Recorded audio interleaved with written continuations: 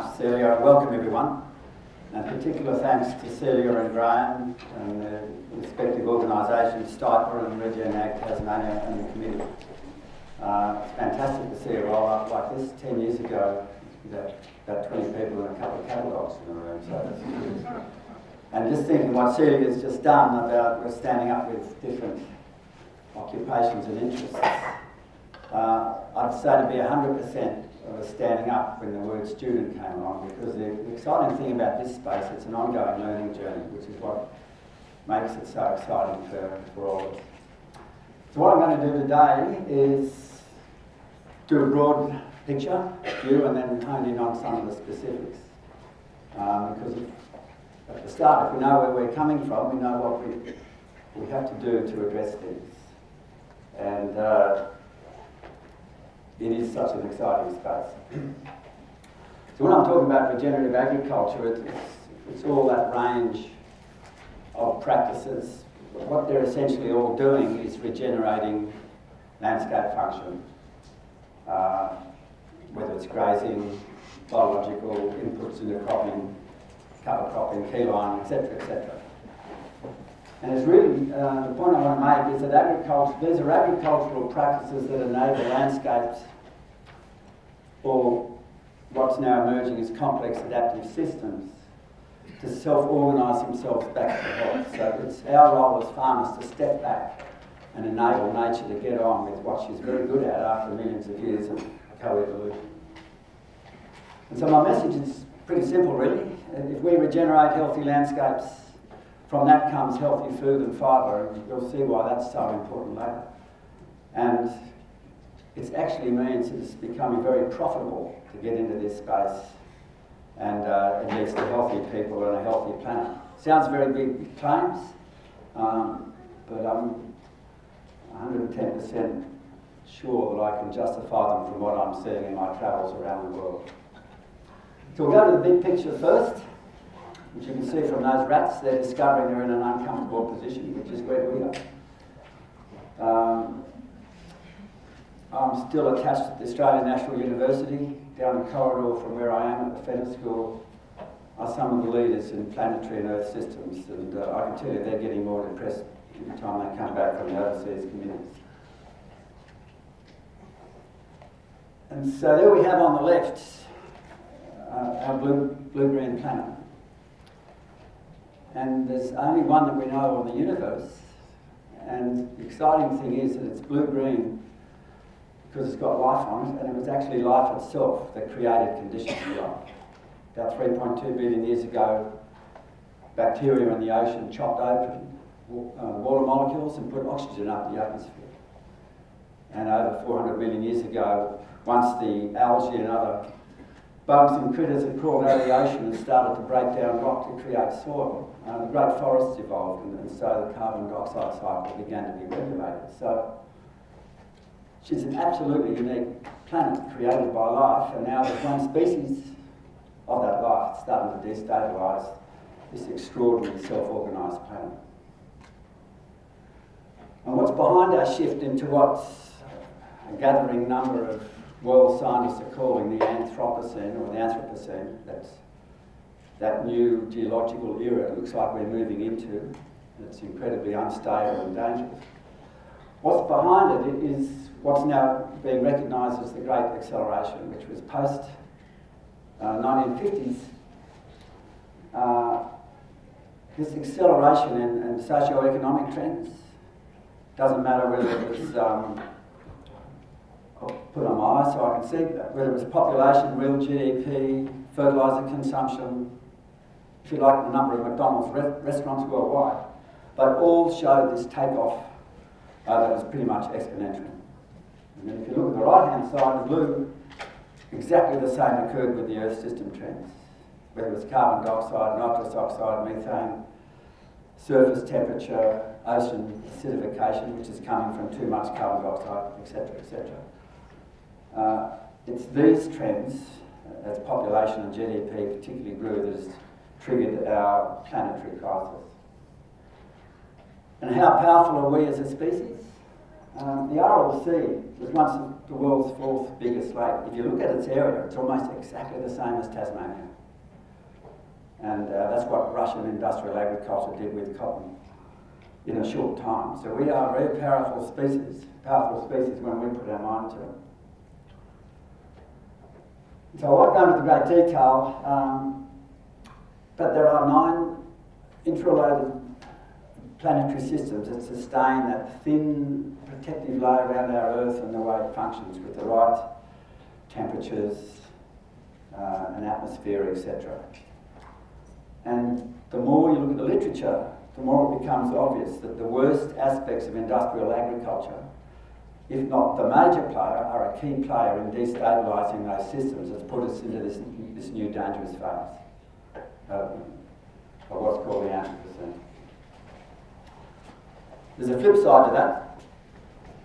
Because it's human caused, the solutions to turn it around, if not 100%, certainly ameliorate the danger, the solutions lie within our hands as well. And as I'll show later, some of the very best solutions lie within regenerative agriculture. So that's one of the other reasons why this space is so exciting. And so how do we get into the crisis? And you'll notice I've put a hyphen between agri and culture.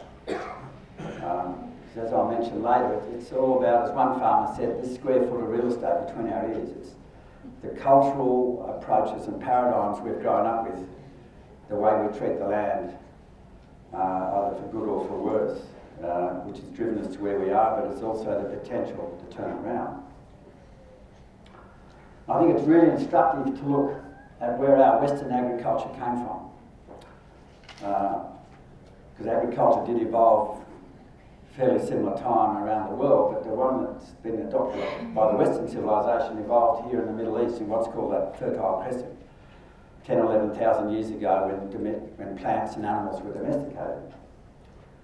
And that occurred because there were exceptionally rich, diverse, spongy grasslands, with a lot of diversity in them, where the early farmers identified those weedy plants called annual cereals and started to selectively breed them, domesticated sheep and goats early, and settled on the Nile and the Euphrates and the Tigris, those rich river valleys. And within 2,000 years, we have evidence in Iran that major degradation was already occurring through soil tillage, etc. And here around 360 BC, because a lot of the Mediterranean was forested originally, here's Plato whinging about the eroded hills around Athens being like the skeleton of a sick man, all the fat and soft earth having been wasted away. So that was the rich environment agriculture evolved. Let's have a look at it today. Syria, Iran, Iraq, down to Libya, top end of Africa, the Sahel, Chad and those countries. Desert, constant drought, social conflict. That's the result of the agriculture we have inherited, that love of tilling the soil and all those things. And it's a process to consider seriously. And when I look at our grasslands where I am on the Monero Snowy Mountains in Western Victoria, I talk about a stunning example of an early Tasmanian Van Diemen's land settler into Western Victoria, John Robertson, in the mid-1830s, occupied with his sheep and cattle, this rich, spongy, diverse grassland. Within 15 years of set stocking, that grassland had totally collapsed, 20-foot deep gullies, trees falling in, rising salt. So that's the power of misapplied agriculture. And in effect, in many of those grasslands, what we've done is destroy the small water cycle, which a lot of us have never witnessed today. We've just done what it was like originally. And without going into the details too much, but it's that local water cycle, not the big water cycle off the ocean, but the local one, that daily transpiration process, mists and fogs, coming off the spongy grasslands. And the early records where I am in the 1830s and even 40s of fogs and mists into the middle of summer days. You go for a ride on a horse, you get soaked from the knees down, that sort of thing. That's all gone because we've lost that small water cycle. And so, before European invaders, if you like, arrived. Grasslands and woodlands had a really high percentage of summer active seafall grasses, for example, and forbs, with really rich companion microbes like the mycorrhizal fungi, etc. So the ground was soft and spongy. You hear that so frequently with this mitchell riding through the western Victorian grasslands and frequently in explorer germs. There's a huge interaction of above ground air and soil atmosphere. You're in this situation of an evening in the grassy woodlands and the grasslands, sitting above the ground was about a foot of this moist air at 99% humidity. And so what then happened overnight is that any mist, dew and fog, frost, etc. was captured into that boundary layer and taken down into the soil when the sun came up and the pressure rose above the ground. And so those hydrated lands with small water cycle were absorbing between 1 and 2 mils every night. Add that up, it's 12 to 18 inches extra moisture a year because of that shift. And what's not recognised is the role of the small marsupials, the bettongs and bandicoots and all those guys who love the fungus. So they spread the spores as they dug for them and dug up the ground. And so then came set stocking and overgrazing, just as in that Middle Eastern example. And the small marsupials disappeared, and with them and that whole overgrazing went our small water cycle. So that's what we've lost. And in some respects, you can still witness it in healthy areas. And I'm not saying we'll ever get back to fully recreating it, but it should be one of our ambitions as we get our grasslands diverse and spongy to move towards that goal. Do you look at some of our practices today? How's that going to handle what are remnants of a small water cycle? Well, the answer is it's going to only exacerbate and destroy them. So I guess my key message is, no, we can't go back to 1788, but through the new regenerative grazing and cropping practices, etc., and agroforestry and the others I mentioned, we can part restore the small water cycle. We can get our soils rehydrated, get the water cycles going. And as the title of my talk says, we can start doing this one paddock at a time. And so how come that we turn up in 1788 and do so much damage? When I say we, I mean the white settlers invaders can do so much damage in such a short time. And I write about it in my book, but I think it's really important to get a handle on what the power of the mind can do, because if you look at an indigenous society, top left over here, that picture from Bill Gamage's book, or Broyle the Elder's painting of harvest in the 1500s, those societies and cultures still saw themselves as an indivisible part of Mother Earth. They had religious cycles to reinforce that. They didn't see themselves as separate. And what then occurred from that, quite wonderful phase from the 1500s on, the Renaissance, which led to the scientific revolution, and in turn the industrial revolution and the capitalist revolution, to this final suicidal stage of economic rationalism, of high-powered capitalism, of growth for the sake of growth and destruction. That shift in the mind ended up by the 1800s, which was when people started to come to Australia with this new mindset and agricultural technology. You could call it a mechanical mind, where those cultures did not see themselves anymore as indivisible with Mother Earth, but they saw themselves as separate. Earth was now a substrate from which you extract products. And the consequences were what I've just explained, to the small water cycle and the devastation of our landscape. And those people came from young country. If you think of northwest Europe, it was pretty much post-glacial in many ways. Young soils, chock full of nutrients after the glaciers had melted, etc. Humid atmosphere. If you go to England, the rain's generally very light, moist, and conversely, you think of Australia, up to 3.8 billion years old, 2/3 of it. things like phosphorus are in minute quantities, so our microbial ecologies are very good at rapidly recycling small amounts of it. So you go and put on 100 litre super, imagine it's like a massive poison to those sort of ecologies. And underneath that ancient landscape is this big history of salt. And so we come out here, start clearing a few trees, and within 3 or 4 decades you get dry land salinity. There's now millions of hectares of it and it's still growing.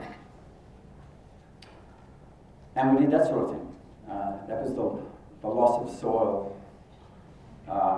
in that drought period of the 30s. And as a young, rather silly university student, I did a fair bit of mountaineering, and I remember climbing up the head of the Tasman Glacier and coming across vast areas of red ice where it melted down to millions of tonnes that had turned the New Zealand Alps red in the 30s. And there's been 4 other occasions where we have sent millions of tonnes of nutrients across to our brothers across the Tasman.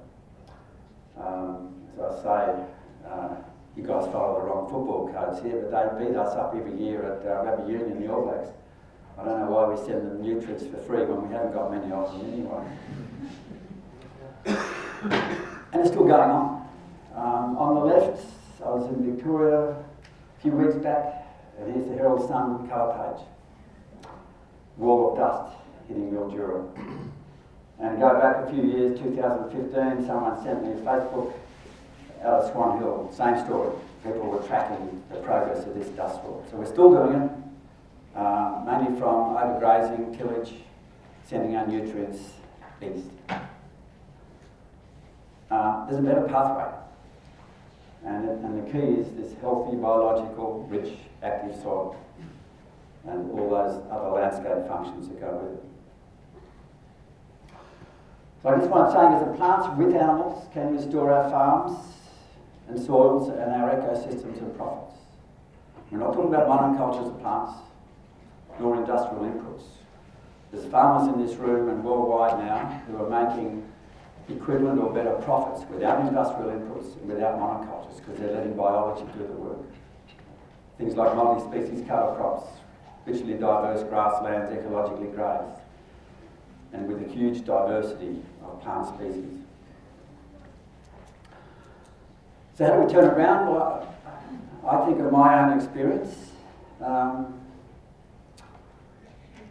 Came home at the age of 22. My father had a heart attack from university. He had to take over the farm. Growing up on a farm doesn't mean you know how to manage it. So I asked the best advice around, best farmers, Department of Agriculture, and I became a pretty good industrial farmer until I walked into the 5-year drought of the late 70s. And we had a merino stud which had me trapped because I saw that as our main income, not the land. So we had to defend that. And I fed myself into an enormous debt. At one stage I had a semi-load of grain coming every month. And the land was belted into dust. And at the end of that, I walked away and said, there's got to be a better way.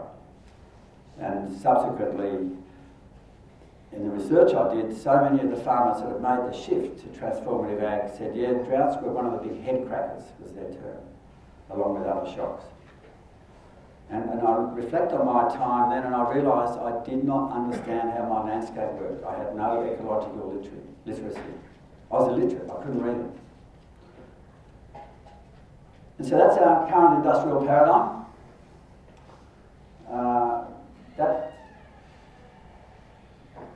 That picture of the white pointer there, I can get this thing working. Doesn't matter, I can't get it working. The picture of the white pointer on the left, about 2011-12, that was a full page ad in all the rural weeklies across Australia for Roundup, glyphosate. You can look at the Roundup drum, sexy face, smiling eyelids. You've got key psychologists working for the big multinationals. They know how to press our buttons. You look at the language inside that ad, you can't see it from where you are, but there's words like trust your killer instincts. So they were pretty well indoctrinating us into this idea that the nature's to be attacked if we're going to make profits, etc., etc. And it's from that that our illiteracy has evolved. Mine certainly did. And so I was so literate I could drive past that landscape on the right and not realise that it should have been in hospital and intensive care. I just couldn't read it. And that's a fence line on our temperate grasslands where I live between two different farmers. And that sums up the power of that paradigm. The guy on the right, where I've stood, traditional set stocking. As the droughts come, it gets worse and worse, it goes to dust. And on the left, a pretty healthy, diverse grassland. And that dividing fence was a barbed wire fence, and at times I've straddled it, and I can tell you that's not that comfortable. But it does sum up that power of that square foot of real estate. And so without going into the detail too much, but people like Alan Savory focused on the four key landscape functions, the biophysical ones, and really you can simplify it down to that. I've added the fifth one, those human creatures on the right, because whatever we do will impact all the others. So without going into it, we all know from solar function, plants photosynthesize, put sugars into the soil, feed the soil bugs, and access heaps of nutrients from good food. That impacts the water cycle and the soil mineral cycle. Biodiversity is a key role, number 4. And plus the human. If you look at the arrows, all are interconnected. You can't destabilise one of those without shaking up and destabilising all the others. Conversely, you start regenerating one of those, say your soil specifically, through solar and other functions, all the others are going to be positively impacted.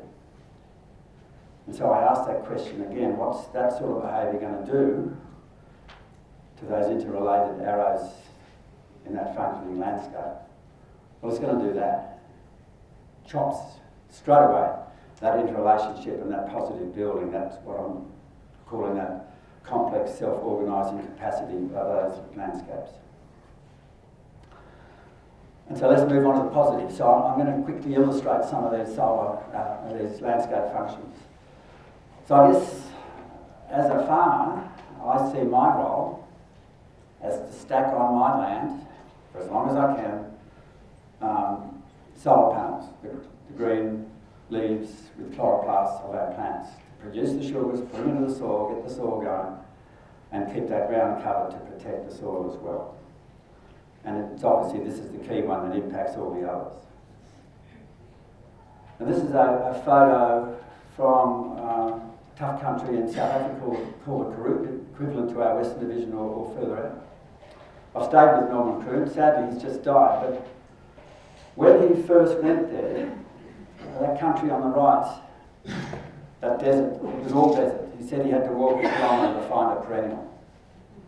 And 400 years ago, the Dutch, before the Dutch and the English arrived, that was country with rivers with hippopotami in it. So that's what 400 years of Western agriculture have done.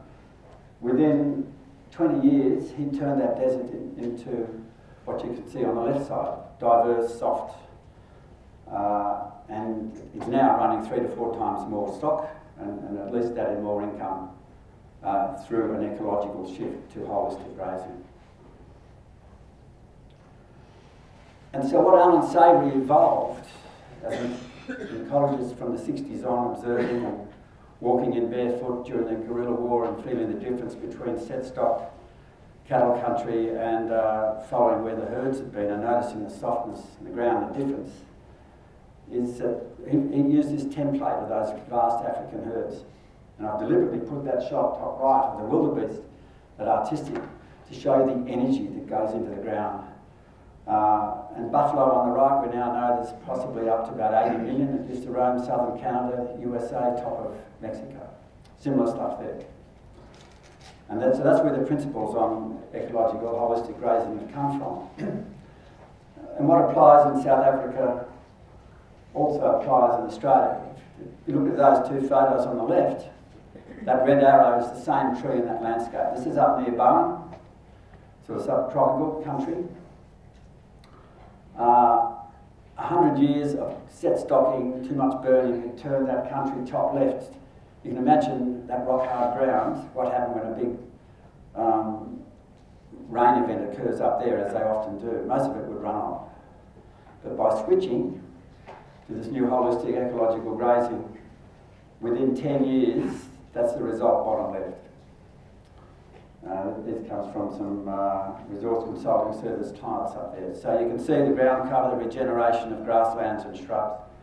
And on the photo of the gully on the right was once a steep-sided, actively eroding gully when they started. The battens are now 45%, and Mulan told me the other day that she's now noticed eucalypt seedlings coming up in that gully as well. And I guess the point I'm making here, borrowed from RCS's photo, that once you start shifting to ecological management, that changes your whole mindset. You start observing, interacting and empathising with your landscape, and it's a huge shift from regarding it as just a substrate to this living environment with which you have to delicately manage and regenerate and handle. And that really sums it up. You become far more acutely observant in, unlike those people there, in what's around you. And there's people later today, this morning I think, who are going to talk with a lot more authority about cropping than I can, because I've only done a little bit. But this is the other complementary side to the grazing, which is multi-species cover cropping, etc., and pasture cropping that Cole Size here today will talk about. But it's where you combine the both. You cannot get the new ecological cropping without animals in that landscape doing that ecological grazing. And so essentially it's grazing and cropping combined, where each benefits the other in the process. And cover cropping uses diverse crop planning to create mulch, control weeds, improve soil health, etc. Covering the ground, one of the key principles. Don't let that bare ground be exposed to the sun, etc., etc. Kill off the biology to build fertility for the next season. And maximising that soil health, and then using the animals to lay down cover, fertilise, dung, do the whole lot. So in other words, what's really happening is the maximisation of sugars and other exudates going into the soil to drive that whole process. And I've read a lot of history books, and I hear the traditional historians saying, the biggest damage to the Australian landscape is the cloven hooves of the animals, which shows an abysmal lack of ecological knowledge. It's not their hooves, it's their mouths that are doing the damage. It's the sex stocking. When well managed, ruminant hooves are a really positive tool to stimulate that ecosystem. And these are remarkable tools. What's in their gut is similar to the microbial world in the soil, and these guys can re-inoculate soil after a drought. Great fertiliser machines. Great massagers of the land rather than destroyers with their hooves, and they're fantastic mothers when you use them well. So my point is, by using high density, holistically grazed livestock in both cropping and grazing systems, you can eliminate industrial inputs, your spongy soils return, you're protecting your soil from harm, and you get, which we haven't got time today, but there's now the marriage between these practices and knowledge from microbiologists that's been around 15, 20 years. We know that if you get to a critical point in the soil through cropping and grazing, you get this tipping point, this takeoff point. It's called quorum sensing, where you get a huge intercommunication in your underground world that stimulates rapid soil health building. And of course, carbon being put down. So function number 2 is the water cycle. They're all interrelated, so you can't separate one. But that photo bottom left, many of you would have seen other variants. In that case, it's over 3 inches in 2 hours. The guy on the left, it's got diverse grassland, well managed. It's soft and spongy. All that 3 inches went in. The neighbour on the right, just through the fence, compacted soil. About 80% of that rain ran off. So you imagine you get even bigger rain. And that all comes from having a healthy, functioning soil. And, we live in the driest continent on Earth. You get a big rain event, which they often are. You don't want most of it going down the gully. And this comes from the Savoury group, one of their early adopters in Mexico. that blue arrow in those two photos, same point in that landscape. And on the left, just like that Queensland shot, hundreds, they've had a couple more centuries than we have to stuff up a landscape, so hundreds of years of overgrazing, rock-hard country. That's why the water's lying at the bottom. And after 27 years of the new ecological grazing on the right, that's the result. There's no water visible, but at least 10,000 times more in-ground, plus biodiversity, huge amounts of photosynthesis going on, etc., and healthy soils. And so the effect of tillage we're finding and dead soils poisoned by fertilisers and chemicals is that the shallow roots of our cereals, for the lack of other biodiversity, and the machinery, we've now got this hard pan developing across all the continents that are doing industrial cropping. So there's no roots, no forbs, no perennials, etc., going down further. Whereas that shot on the right shows what happens when you get more diversity without the hard pan, and the water goes down those channels and you've got all the bugs and the worms and everything else starting to work. And this is a bit of a head rattler, that once we don't cover up our land, whether through tillage or overgrazing, rainfall itself can cause a huge amount of damage. So splash erosion on bare soil can give more compaction than tillage. You can see by the violence of that shot there. And we often get heavy rainfall events. And that's a shot of an American, artistic representation of an American prairie. And equivalent to Australia, maybe not quite the number of species. Some of their grasslands have up to 700 species they're finding. We probably, there's some pretty good experts in this room like Ted Lefroy, etc. We may have 200 or 300, I'm not sure the full extent, but either way, that diversity of those root systems, etc., and water storage, etc., says a lot. But once we shift to the modern industrial approach, dead soils, machinery, that orange line shows you there's not much going down further. Which brings us to, I guess, the key driver of it all, which is our healthy soil mineral cycle. What Elaine Ingham calls the wonderful underground zoo. The key is having a biologically active living soil which drives the whole system. So I pinched this off Cole's size. Thanks, Cole. But soil microbes and other soil require plants for food. It's that simple. Root matter, litter put down, etc. And we do know that the natural world is composed of these interdependent communities of organisms, and 93% of non-plant organisms we can't see. That's why we've not treasured them. We don't know they're dead. And so the plants release the carbon, the root exudates, and decaying plant matter, etc., feeds these guys, and then, as we'll discuss directly, they play a huge role in feeding the plants. And that's a shot, a bit like ours, that I showed you of the Mallee drought in the 30s. Wes Jackson, one of their leading thinkers I'll be talking about tonight, says, the ploughshare may well have destroyed more options for future generations than the sword. That is so true. And really, the idea of tillage that's come down 10,000 years is this metaphor stuck in our brains. I remember in my early days of management, very proudly looking at my days ploughing with the neat rows and how neat it was, not realising I was absolutely destroying my most valuable substrate. So that's the soil food web from Elaine Ingham, and it's really the guts of the whole process. And if you just look at these guys, one of the most crucial organisms that works for some of the soil, the microhazal, the root fungi. In a cubic metre of healthy soil, it could be up to 25,000 kilometres of their microtubes going out. That partnership with plants, they get sugars from the plants, they're part of their symbiotic bargain to go off and source the nutrients, huge range of nutrients, which if it's healthy soil, you have healthy food with all that amount of nutrients and micronutrients, phytochemicals, etc.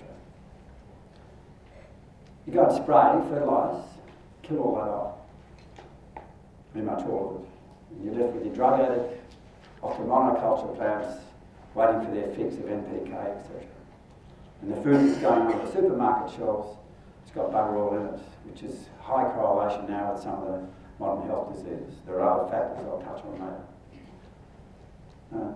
Because we can't see these guys, we don't treasure them, but they're hugely important. And just to give you an example, in 2011 I cut across the head of the Liverpool Plains. It was a pretty dry season, and the night before they had only 8 mils of rain. I came through 12 hours later and saw that. I hopped over the fence, there's a fence just past the railway line, and went for a walk. Those soils had a really solid capping on them. When I dug around, they were totally dead. So they'd been so oversprayed, so overworked, so over-fertilised. They were in such a shocking state that only 8 mils of rain, which should have gone in 5 minutes, there it is, 12 hours later. So we're slow learners, is what I'm saying. And if we take the cover off, you look at, everyone's aware of this last summer. Even on the Monero, we had our first 40-degree day, and people all over the place were getting their first 47s and 48s. You take the cover off the ground and you go down about half a centimetre, where you get a baking effect. The temperature goes from 41 to over 60 degrees. None of the microbes are going to survive that. So cover is so huge. And then you get these sort of radical regenerative farming rat bags doing something quite lateral. Quite wonderful what the Haggertys are doing. In Western Australia, you guys here would laugh at that, it's effectively beach sand, up to 3.8 billion years old, and they are turning that around into chocolate soils and outperforming in profitability and now yield neighbours traditionally. So what they've done, and they've grown in the last 7 or 8 years when all the Western Australian wheat belt's gone into massive debt due to costs and droughts and frosting of soft nitrogen pump plants or damage at harvest from moisture because of the soft plants. They have grown from about 600 hectares to over 15,000 hectares. And what they've done is eliminated industrial fertilisers, and as they sow, they combine worm juice with compost extract. But they graze animals through that system. It's an integral part of it. And it's one of the many revolutions coming out of farmers' paddocks. Touch on coal sizes and others work later and what's happening internationally. So, Mother Nature is good when you empower it. And this just gives you an idea. 2015, it's just post-harvest. That fence line on the left is the neighbour on the left. You can see actually sand gets blown after harvest. And the Haggerty's paddock on the right. So if you look at the photos on the right, that's what the neighbour's paddock looks like. About to go into 5 or 6 months of baking heat from November to May before the rains come. And the Haggerty's paddock below, they've now got perennials, they've got agronomists scratching their heads, they're seeing native grasses no one's seen for 100 years. In fact, some of them no one's seen.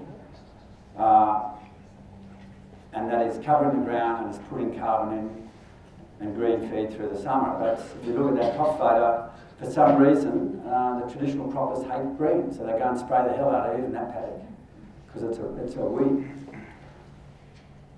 And that's what the neighbour's paddock soil looks like. This is 40 metres apart, these soil tests taken by Phil Lee. Virtually no soil aggregation, certainly hardly any mycorrhizal fungi.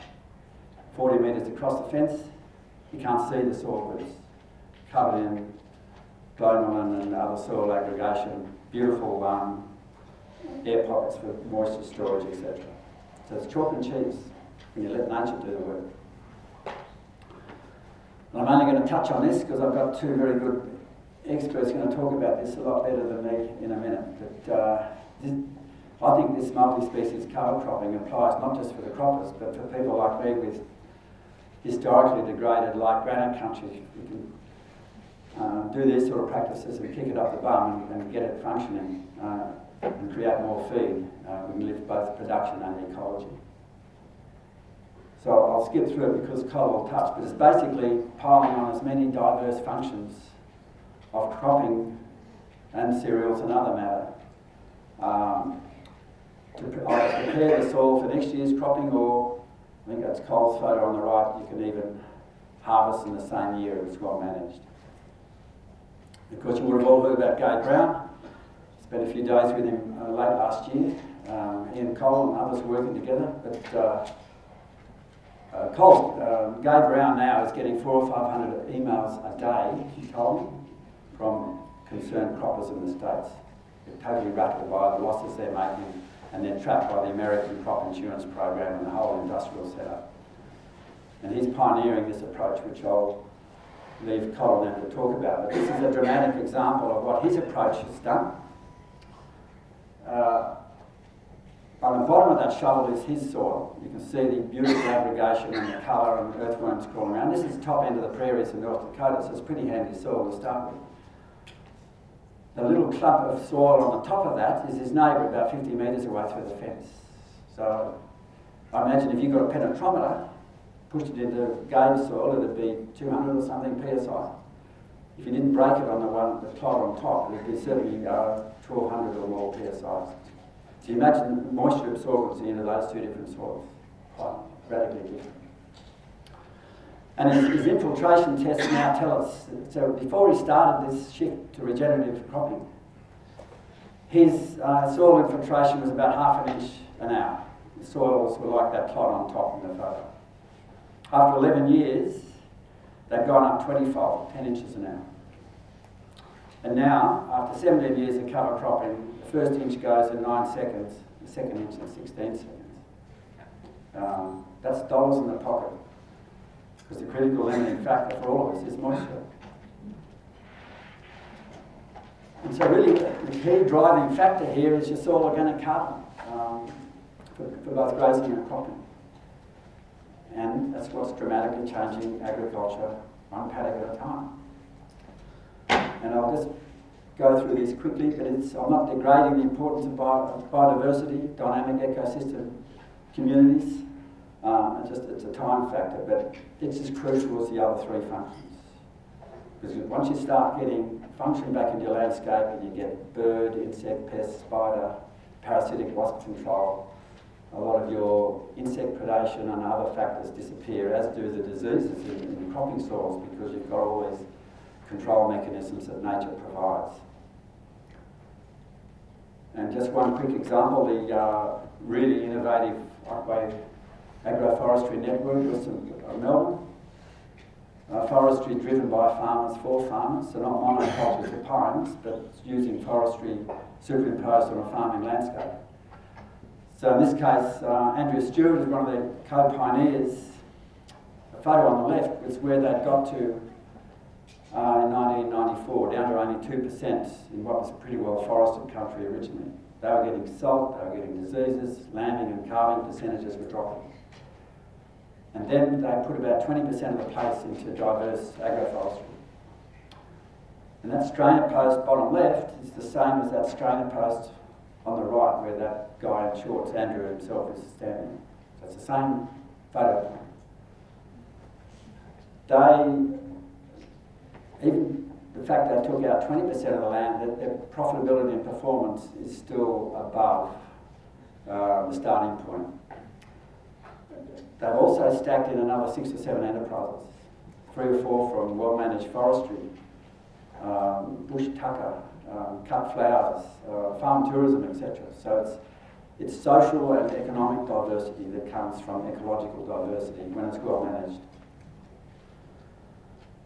And I'll touch on Paul Hawkins' work on drawdown later of carbon, but within the regenerative agricultural approaches to pulling down carbon, what's called silvopastoral systems, that's trees in grazing and cropping landscapes, are probably one of the best methods to put away a lot of carbon. And we really, in Australia, haven't started to look. These landscapes in Spain and Portugal have been around for millennia in some cases. Animals cropping in acorn landscapes, feeding some of the world's most famous ham, etc., etc. And I think it's an untapped resource for us. And in a country like we've got, treeless basalt some of it, we're about to see 40-degree days. see Angus cattle hanging around a shadeless paddock around a water trough at 40 degree days, and we've got animal welfare issues. People are focusing on that. So I think this is a huge space for us to look at.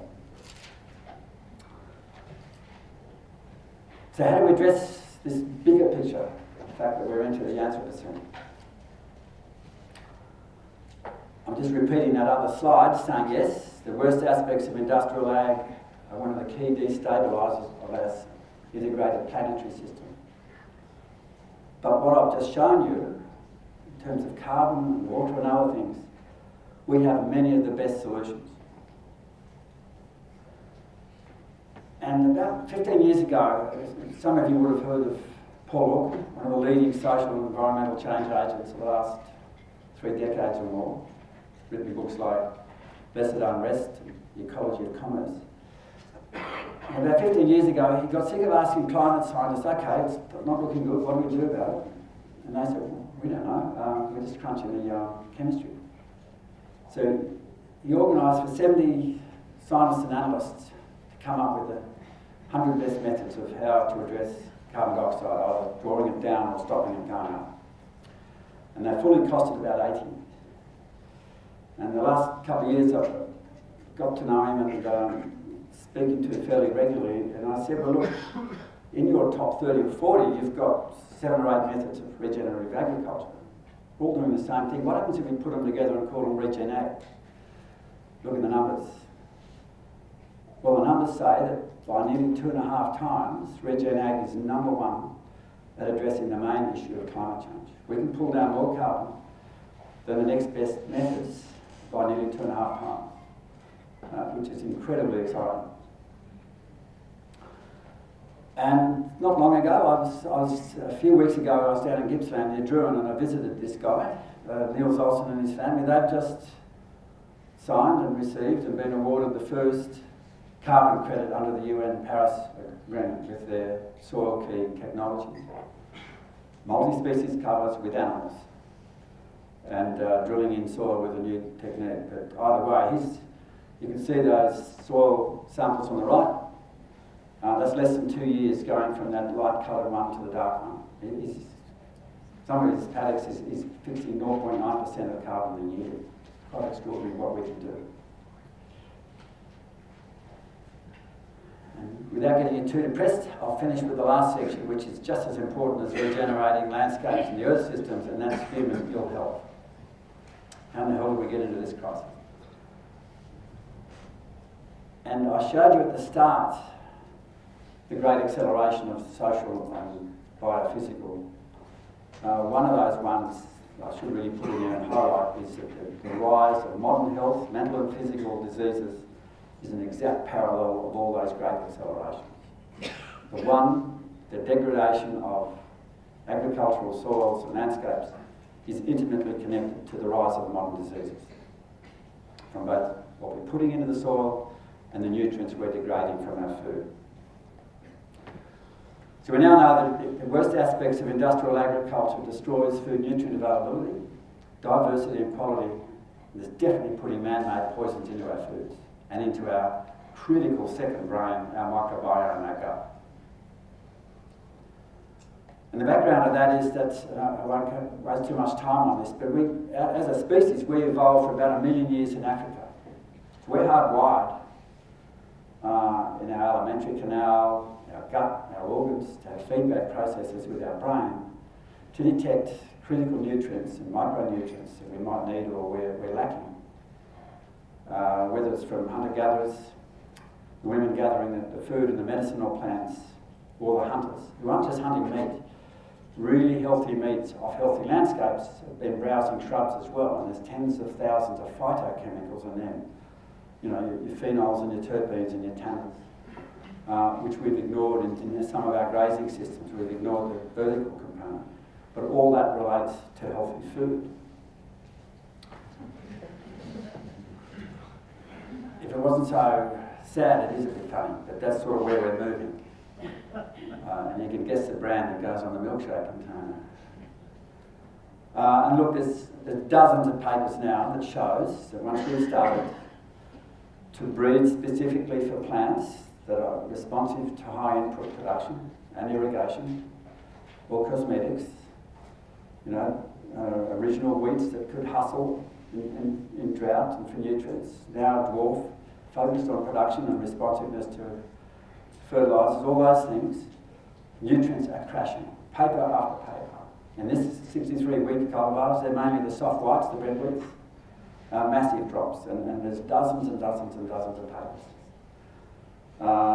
Even establishment bodies like the UK Ministry of Agriculture, thanks again, Cole, for that slide, they've crashed. And even worse results if you go back to, say, pre-First World War. 5% of iron in the same apple variety in California. And these trends are occurring in meat, dairy and horticulture. And it's hugely linked to our modern health diseases. So the causes, we're over-processing food, so you can put white goods on shelves for more than a year if you want to in a supermarket. Genetic modification of unbelievably complex genomics with narrow breeding goals. But particularly the decline in nutrients is related to our decline in soil health and soil carbon, our nutrient-poor foods. And this, I think, is the big sleeper. Our global reliance on glyphosate, nearly 1 million tonnes going out around the world now for our cropping and horticulture and other things. And it's the elephant in the room. No one wants to talk about it too much, but the court cases are starting, and the evidence on the impact on human health is enormous. And I won't go into the details. You've got a couple of excellent scientists in the States, particularly like Bob Kramer, used to work for the Department of Ag, he's not too popular there now. Don Huber, well into his 80s, widely recognised on both sides of science in the States, both regenerative and traditional, as a great soil scientist. He's been talking about it for decades. So many negative impacts, whether it's on the soil microbes or binding up the nutrients, because its action, as I'll touch on briefly, is a chelator, chemical chelator. Rendering plants vulnerable to disease, breakdown products are more toxic, all those sorts of factors. You could write a book on the negativity the negative factors now emerging. Even has a devastating impact on earthworms.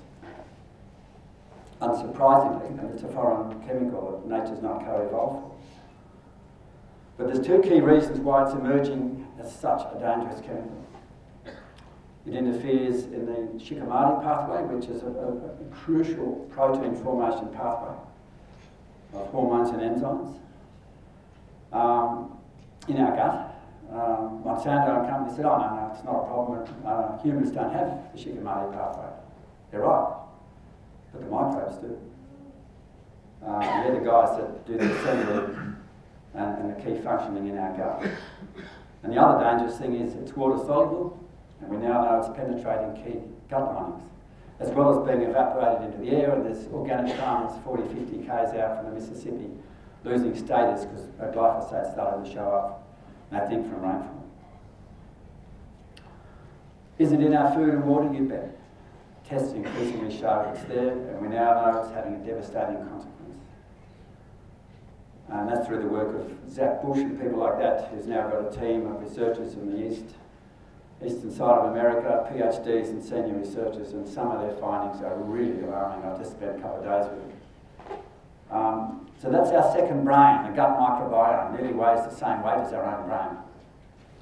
And that's where a lot of the important stuff occurs, and because we can't see what's there and know much about it, we've ignored it.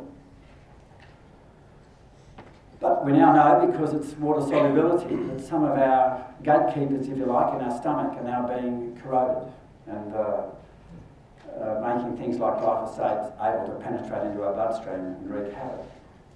Same in the vital blood-brain barrier. And evidence shows in really sensitive membranes like embryonic and placental membranes, it's happening. You think about the blood-brain barrier being penetrated, and you think about ADHD and autism and some of the mental diseases, you wonder where the connections are. So what we do know is that bacterial population patterns in the human gut do predict occurrence of chronic inflammatory disease. And the work of Zach Bush and team and others now show a huge connection between glyphosate and destabilisation of gut function and a lot of those major modern diseases, right through to autism. In the 1970s, one child in America in 540 odd had autism. Now it's 1 in 37. The projections are by 2035, it'll be 1 in 2, and obesity 1 in 2 as well. And that just those two diseases alone will destroy any modern economy. So that's why I'm bullish about the role of regenerative ag in starting to address some of this. And Wes Jackson, I'll be talking about him tonight, one of the really lead thinkers in regenerative ag in the States, who I think you've worked with, Ted, over here in an interesting conference. But he floats a really interesting metaphor. How long will it take biotechnologists to come up with the bioequivalent of the ozone hole? Well, I would argue we've now got the biological ozone hole, and it's now emerging in our gut with glyphosate. So now we've got to close it, and we're the best people positioned to do that. And without going into it now because of time, the other thing that's happening in our guts is that second form of the more recent understanding of genetics, which is not the change in the DNA structure, i.e. it takes a long while to have mutations to lead to genetic change, but more immediate changes, it can be within a year, the switching on and off of genes, which is heritable, we know, called epigenetics. And what's now emerging from research of Zach Bush and others and his team is that you get destabilised microflora in your gut through glyphosate, etc. You're starting to get the wrong genes switched on or off, and that's starting to have major impact and connection to these diseases. So I guess it comes down to this choice. We can help save the planet and ourselves, or we can continue to roll the loaded dice. And I pulled this out of the land last week on the cover. Cleaner, greener. I thought to myself, wow, what's this story about? Well, it's the next generation camera sprayers just slashing herbicide use. That's their concept of clean and green. Well, I beg to differ. You can have micro amounts of glyphosate still doing huge damage. And now we've got at least 4 major court cases with a lot more pending, including the Australian first case that's now being submitted to the courts. 4 big payouts. 1 in France, 3 in the States, and there's something like 12,500 claimants lined up for the next round of court cases. There's appeals on all these, but what's happening is the juries, it's very hard to decide on conflicting scientific evidence, but when the evidence, and I work with Kerry Gillam, a leading Reuters journalist, put 15 years into exposing the cover-ups and the nasty behaviour of Monsanto, for example. The juries in almost 100% cases in those courts were so disgusted with the corruption of process and cover-ups that that's what turned them against to bring this down, that Monsanto has captured both the scientific process and the regulatory process and covered up evidence of cancer research. Either way, I think this is ringing the bell that this isn't going to be around for too long. So can we profitably, regeneratively, healthily graze and farm without industrial chemicals? You bet. There's people in this room doing it now, getting as good or better yields and much healthier food and better profitability. It's achievable. It's not sort of an impossibility that frightens some of our other farmers. So how do we do it? Well, 1 paddock at a time, as I've just shown you. And so I'll wrap up there with that dramatic slide, standing on the edge. It's actually Victoria Falls, but as a species, as an agriculture, as a planet, we are on the edge. Quite a few of the leading scientists think that we may not be able to pull back from what's coming with the Anthropocene. I think we've got to be positive, and the best solutions I'm seeing on the horizon isn't government policy or any of that sort of crap. It's what's happening on the ground, bottom up, from regenerative farming. And so, as Gus Speth said, a leading ecological thinker, today's problems won't be solved with today's mind. We've got to change our mindscapes before we change our landscapes like that. As an old shearing friend of mine said, the thinking that got us in the shit won't get us out of it. Donald Worcester is a wonderful environmental historian in the States, and he's laid down three pretty good principles for good farming. Making people healthier, promoting a just society, preserving the earth and its network of life. It's a pretty good philosophy to work by, I would have thought. And as Ludwig often captures it, we've got to combine. I'm not saying the mechanical mind, great science, there's nothing wrong with it. We have to use the best of it, but with that organic approach that we are an indivisible part of Mother Earth. And I'll be touching on this tonight. We have to combine the best of both. Preserve Mother Earth, who sustains us, while we use the best of science and technology at the same time. And so regenerative agriculture really is giving us profound solutions for these unbelievably challenging times. Our species has never seen anything like this. It makes world wars look like chicken feed, the Anthropocene crisis. We do have key solutions for that crisis. We can heal natural systems. And we do have some of the key solutions to the human health crisis. It's a pretty good trifecta. And as Dietrich Bonhoeffer said, as people probably know, Hitler had him deliberately executed second last day of the war because of his Christian and philosophical beliefs. But as he said, the ultimate test of a moral society is the kind of world it leaves to its children. And I think that's probably why many of us are in this room. And it's a pretty powerful thought that I'll leave it with. So I'll leave it there. Thank you very much.